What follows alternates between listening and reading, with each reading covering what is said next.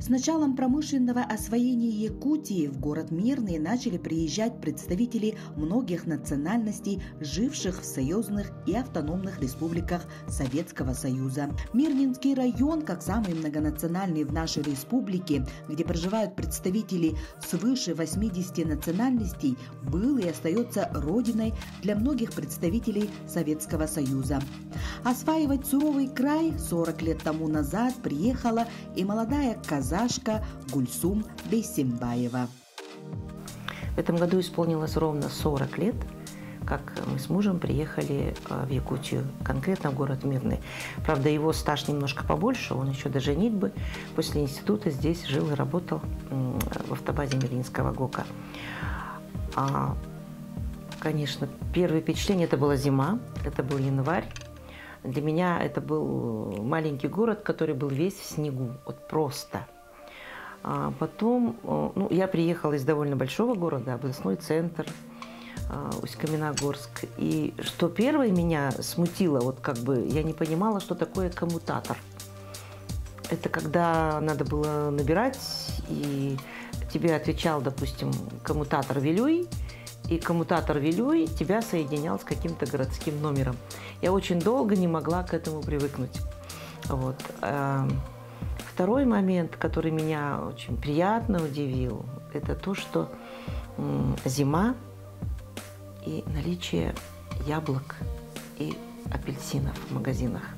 Для меня это было что-то такое. У нас зимой, допустим, в Казахстане, хоть яблочный край, в принципе, да, такого изобилия, конечно, не было в советское время, тем более. А приехав сюда и купить свободно в магазине яблоки, а тем более апельсины, это было, конечно, удивление. Поэтому, конечно, во-первых, город поражал своими размерами, что он маленький, можно было спокойно передвигаться. Мы, кстати, первое время, во-первых, у нас ни машины, ничего, город маленький, мы ходили пешком. Гости друг к другу, мы ходили к друзьям пешком. Это было в основном в пятницу, в субботу, в нерабочее время. И это нам нравилось. И потом, когда наступило лето, это, конечно, белые ночи. Это, конечно, уже полностью влюбила в этот город, в Якутию. Ну и, конечно, возможность жить самостоятельно, не зависеть материально ни от кого. Это тоже для молодой семьи было, наверное, очень важно. Почему люди ехали, наверное, на север. Прежде всего, наверное, была материальная заинтересованность, а потом уже все остальное. И мы с мужем прошли, наверное, все стадии жизни в городе Мирном, когда вначале ты живешь на съемной квартире, потом комната в общежитии, когда один общий коридор и еще секция, там живет одна семья, ты живешь здесь. И потом уже посчастливилось, это было МЖК, и муж перешел, оставил должность, и он уже работал на инженерной должности, но он ее оставил, ушел простым рабочим в МСМТ, и многие тогда так сделали, чтобы получить квартиру, иметь возможность построить жилье. Таким образом мы постепенно и прижились в этом городе. Здесь родились наши дети, они коренные якутяне, можно сказать так, оба родились здесь. Сейчас уже взрослые, уехали, но тем не менее наше гнездышко здесь, и мы считаем, я уверена в этом, что Мирный – это наша родина, родина нашей семьи, если так быть конкретно, потому что мы поженились и сразу приехали сюда, и вся наша сознательная жизнь, семейная жизнь, становление нас как руководителей, как специалистов, это все проходило здесь, в самом мирном городе на земле. Муж у меня инженер-автомобилист, он тоже с города Усть-Каменогорска, закончил Усть-Каменогорский строительно-дорожный институт и здесь работал в автобазе Мирнинского ГОКа. Потом в автобазе Мирнинского ГОКа он тоже от рабочей специальности дошел до инженерной, потом перешел в МЖК. А уже после МЖК начались эти свободные, так сказать, свободное трудоустройство, успел побывать предпринимателем, занимался ремонтно-строительными работами, а потом вновь вернулся на свою стезю. Он вообще очень долго преподавал водителем, значит, в ДОСААФе, тогда это ДОСААФ был, вот, мастером в учебно-производственном комбинате «Алроса». Вот, и оттуда уже ушел на пенсию. Вот, у нас 2 детей, они уже взрослые. Старший нам родил внучку и внука. Вот, младший ждем, чтобы женился, и тоже нас осчастливил.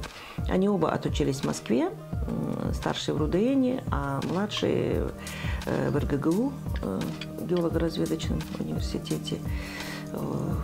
Оба по первому профилю финансисты. Вот, а у сына старшего еще 2-й профиль, он переводчик с английского языка. Вот. Ну, по специальности он начинал вообще работать. Он сразу уехал в Казахстан. Вот сразу после института уехал в Казахстан. И начинал он работать в банке. А потом его друг позвал в систему спорта. Он начал работать в Федерации вольной и греко-римской борьбы Казахстана, а сейчас работает в Международной Федерации в этом же направлении. Вот в настоящее время он находится на Азиатских играх и как бы вот посылает нам интересные фотографии. И что самое интересное, где бы ни проходили соревнования, сын всегда, он объездил за это время очень много стран. Вот, ну, если ковидные годы убрать, как бы вот, очень много зарубежных стран. И где бы он ни был, он всегда с особой теплотой, с особым вниманием относится к якутянам, к тем, кто приезжает отсюда. Они все дружат. Вот недавно прислал фотографию с соревнований с азиатских, где они там с олимпийским чемпионом Пенигиным Пал Палычем и нашим министром спорта. Вот, так что вот его не отпускает эта родина, потому что это его родина, они это его друзья, это его знакомые. Младший после института приехал сюда, он отработал некоторое время в институте Якутнепроалмаз, и потом тоже его позвал старший брат, и сейчас он работает также в международной организации в системе аудита. В системе аудита, значит, финансовый аудит занимается вот этим направлением. Ну и ждем, что он тоже обзаведется семьей и порадует нас внуками. Сегодня с именем Гульсум Акзамовны у многих ассоциируется Мирнинская ассамблея народов, которая была создана первой в нашей республике. Гульсум Акзамовна действительно стояла у истоков зарождения Ассамблеи народов. Сегодня же она является ее председателем. Ну, ассамблея, конечно, для меня это сейчас даже не общественная работа, а моя просто даже работа, можно сказать, за все эти годы. Ну, так получилось. Еще раз скажу, что мы все рожденные в СССР, и у нас была определенная идеология, установки определенные. Мы жили все в дружбе, какие бы там катаклизмы ни случались периодически, но самое главное, отношения между республиками, между людьми, они оставались всегда искренними, порядочными, товарищескими, дружескими. Вот. И когда произошли вот эти печальные события, когда мы потеряли большую страну, и все республики, которые входили раньше в единое государство, стали самостоятельными республиками. Вот. А особенно те, кто жили на севере, в частности, в республике Саха-Якутия, я всегда говорила о том, что союз распался, а люди остались. Ведь не все сразу собрали свои чемоданы и уехали по своим историческим родинам, если можно так выразиться. Люди живут там, где им хорошо, где они привыкли, где у них работа, где у них стабильность. И так получилось, что после развала Союза у людей появилась потребность удовлетворения своих определенных культурных каких-то бытовых потребностей. Вот. Если раньше мы на 7 ноября, на 1 мая, еще на какие-то государственные праздники мы воспитаны были на концертах, где были представлены все республики практически, да, там танцевали кавказские танцы, пели украинские песни, там других народов песни. Мы знали очень много произведений советского такого периода, очень много было хороших песен, они создавались авторами разных республик, и мы их все знали практически, мы их пели, мы их до сих пор поем. И, наверное, самые лучшие песни были созданы тогда. Вот. А когда вот все это порушилось, и были определенные преграды, границы, вот у людей появилась такая потребность все-таки реализовать себя именно вот в своем национальном направлении, если можно так сказать. И вот тогда была проведена Ассамблея народов, съезд Ассамблеи народов Республики Саха-Якутия. В 1997 году мы тоже туда поехали, уже на второй съезд Ассамблеи народов. Она, кстати, создалась раньше, чем Российская Ассамблея народов. Вот. И приехав со второго съезда Ассамблеи народов Республики Саха-Якутия, мы здесь с делегатами собрались у главы, тогда был ВСГ Виталий Николаевич, и обсудили вопрос, что нам необходимо, как самому многонациональному району, здесь создать свое отделение Ассамблеи народов. И в соответствии с уставом республиканского движения мы образовали здесь Мирнинское отделение Ассамблеи народов, и впоследствии его зарегистрировали как юридическое лицо. С тех пор вот мы уже больше 25 лет живем и действуем в Мирнинском районе. Постепенно стали первые робкие были наши выходы в национальных костюмах. Это был День города, потом был ИСЭХ, потом были какие-то государственные праздники, День России, когда мы все старались представить многонациональное палитру, что ли, российского народа и делали какие-то программы, концерты. И появлялись наши первые землячества. Первое, наверное, это вот у нас татаро-башкирская община. Потом определилось землячество казаков, появилось якутское землячество объединение, затем бурятское, казахское. Потом постепенно стали появляться киргизское, азербайджанское, хакасское, таджикские объединения, узбекские. Сейчас вот у нас практически 23 организации участвуют в деятельности Ассамблеи народов. Кроме того, есть национально-культурное объединение поселки Айхал. Это тоже многонациональный наш поселок, город удачный. Есть в поселке Чернышевском объединение бурятское, допустим. То есть, где появляются люди, где появляются лидеры, которые могут повести за собой, там и создается организация. Это абсолютно не принудиловка, это абсолютно никто никого не заставляет. Это когда человек приходит и говорит: вот я хочу, вот, можно вы мне поможете? Конечно, можно, мы вам поможем, давайте. Что вы хотите провести, давайте. Я всегда всем говорю, самое главное, чтобы вы собрались каким-то кворумом единомышленников, чтобы была поддержка. Не обязательно быть организацией в 200, 300 или в 1000 человек. Могут быть и 10, 15, возможно 20. Либо у вас большая организация, актив у вас маленький, а основной большой состав собирается на каких-то больших мероприятиях. Это же такое дело. И самое главное, если вы зарегистрированы, вернее, хотите зарегистрироваться, это грамотно прописать свои цели и задачи в своих уставах. Вот у нас сейчас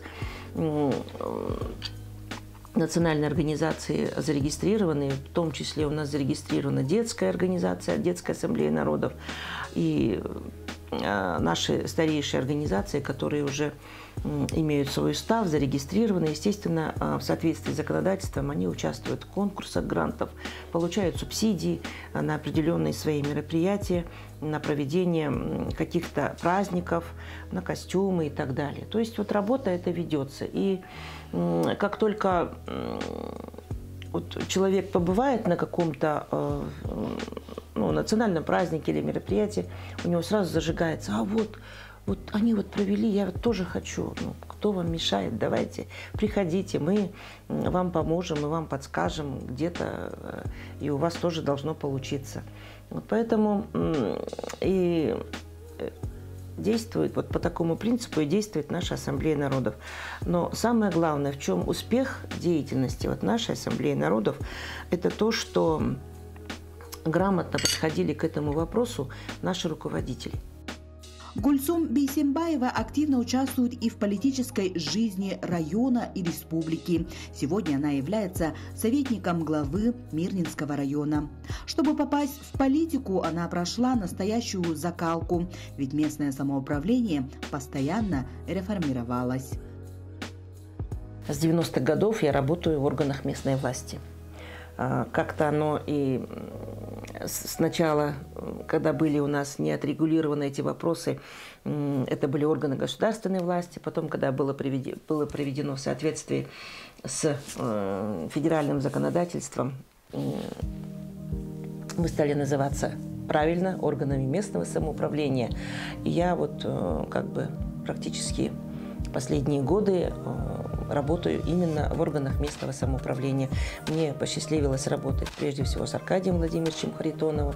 Мы его считаем отцом местного самоуправления. И самое главное, еще надо отметить, что День местного самоуправления в свое время Аркадий Владимирович активно участвовал как председатель районного совета в деятельности муниципальных сообществ и выступал на одном из съездов Союза городов Заполярья Крайнего Севера и предложил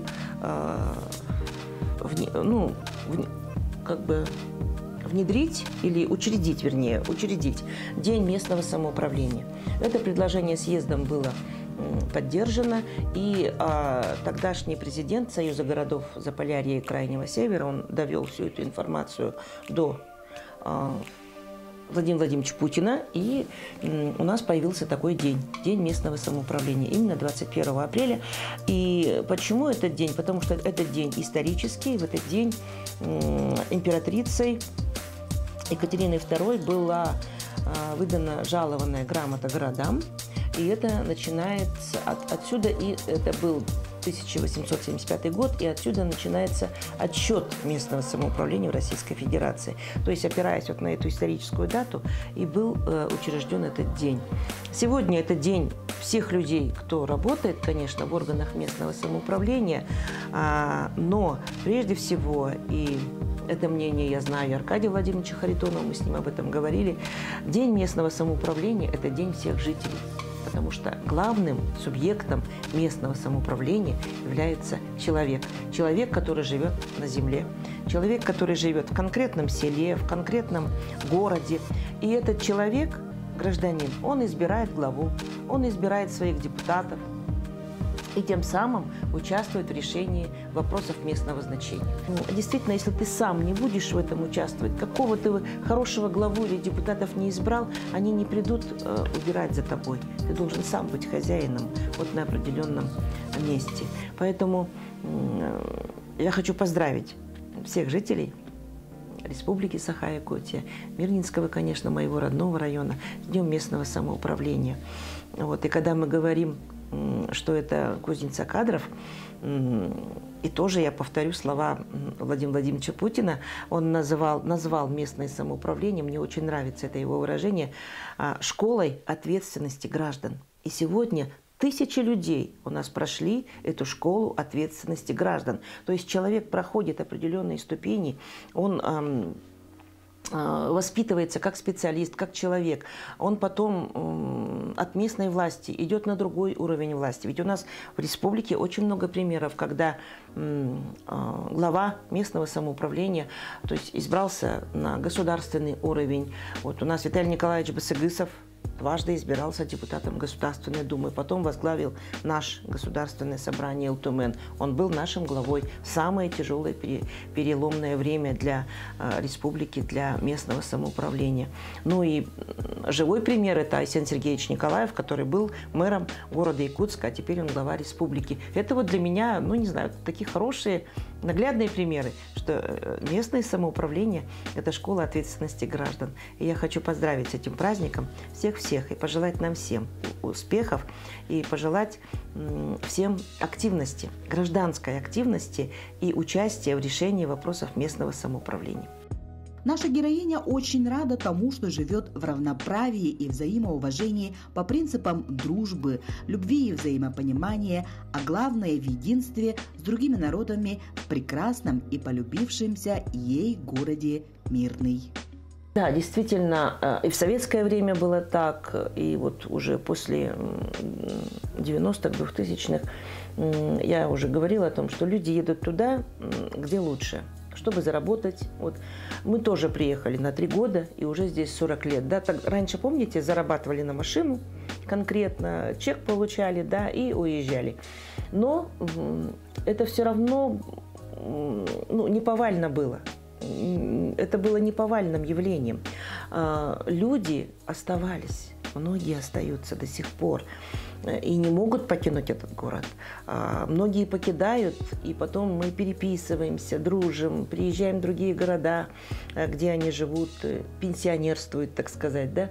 Вот. Но о Мирном у людей самые теплые и лучшие воспоминания, потому что здесь прошли лучшие годы, здесь они были востребованы как специалисты, здесь у них был определенный уровень, достаток, здесь выучились дети, как бы вышли на дорогу жизни новую, да. Вот. Сейчас, конечно, вот он и тогда был многонациональным, и сейчас, конечно, многонациональным, но это все связано вот с этими геополитическими процессами, которые происходят на территории постсоветских республик. И сюда, конечно, люди едут тоже в поисках лучшей доли, заработать на жизнь, заработать на семью, прокормить, как говорится, выучить детей и так далее. Вот. И тоже те, кто приехал нулевых, 90-х, они до сих пор здесь живут. Живут, это уже ведь 20 лет прошло, если уж на то пошло, да. Это хороший срок. И они как бы нормально себя чувствуют мирнинцами. Вот. И кто сейчас приезжает, конечно, им тяжелее гораздо вжиться, потому что не всегда получается, возможно, найти какой-то... Если раньше у нас была относительно такая ровная ситуация в доходах, по достатку, да, по условиям проживания, то сейчас, конечно, это уже не так. Город меняется. Мы знаем, что можно жилье купить за 10 миллионов, а можно и за 3, правильно. И люди уже рассчитывают свои возможности как-то, чтобы суметь прожить, продержаться и так далее. Город меняется. Город меняется в лучшую сторону. У нас появилось столько много благоустроенного жилья. Самое главное, идет переселение из ветхого и из аварийного жилья. Очень долго мы этого ждали. Вот. И это, кстати, случилось, когда Александр Валерьянович был мэром города после Александрова. И вот при нем, он был вторым мэром, при нем началось переселение из ветхого и аварийного жилья. Для меня это был очень такой значимый вариант, значимое событие для города и вообще. Вот поэтому сейчас я не скажу, что здесь идеальные условия для того, чтобы здесь для того, чтобы составить свое благополучие. Да? Совсем не идеальные. Сейчас надо очень много трудиться. Есть не все люди, которые приезжают, востребованы. Вот, естественно, они идут туда, где их принимают. Это в обслуживание, да, в социальную сферу. Естественно, не все попадают, как хотят, допустим, на хорошие места в акционерной компании или к другим недропользователям. Для этого нужно специальное образование и как бы навыки специальные и так далее. Но черта нашего города – это мирное сосуществование людей. Черта нашего города – это дружелюбные, товарищеские, дружеские отношения между людьми. Это общение между людьми на равных, это не унижение друг друга, она есть. И я думаю, и я просто надеюсь, что вот это вот и сегодня, и завтра, и послезавтра останется как одна из черт жителей города Мирного. Потому что когда-то наши первостроители дали такое звонкое название нашему городу Мирный, оно было таким и звонким, и определяющим, и обязывающим.